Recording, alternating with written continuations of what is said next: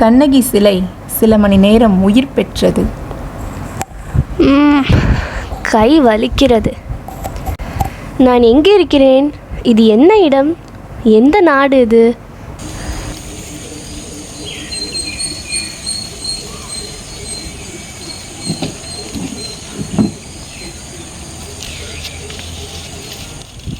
தம்பி, தம்பி,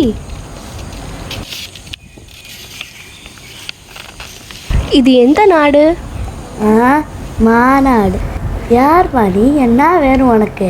நான் கண்ணகி, கையில் தனிச்சிலம்புடன் வந்திருக்கும் கண்ணகி, மதுரை பாண்டியனை துணிந்து. இருமா இருமா இருமா இருமா எனக்கு எனக்கு ஒன்றையும் புரியல. கொஞ்சம் புரியுற மாதிரி சொல்றியா? சரி, இது எந்த ஊர்?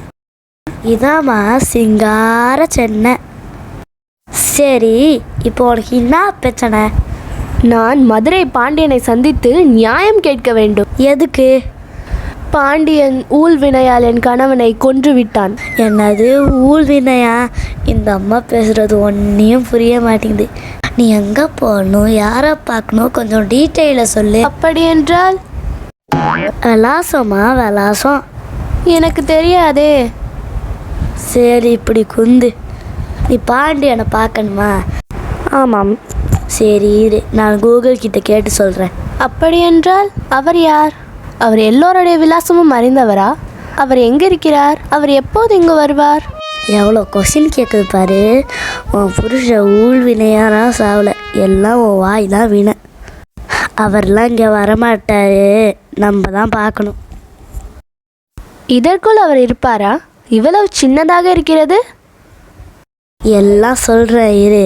இதுக்கு பேர் தான் செல்ஃபோனு. இல்லை, நம்ம எல்லாம் பார்க்கலாம். அப்படியா?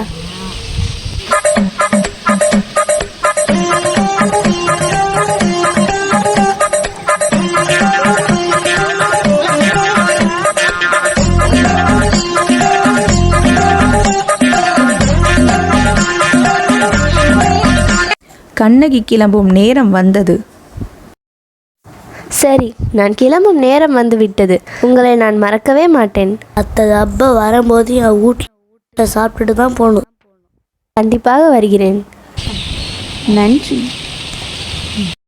ஐயோ, வந்து அம்மா சிலம்ப விட்டுன்னு போயிடுச்சு. ஒரு 1000 ரூபா தேரும் போல. சரி, நம்ம வேலையை பார்ப்போம். ஐயோ, என் செல்ல காணுமே, இங்கே தானே வச்சுருந்தேன். எங்கடா போச்சு?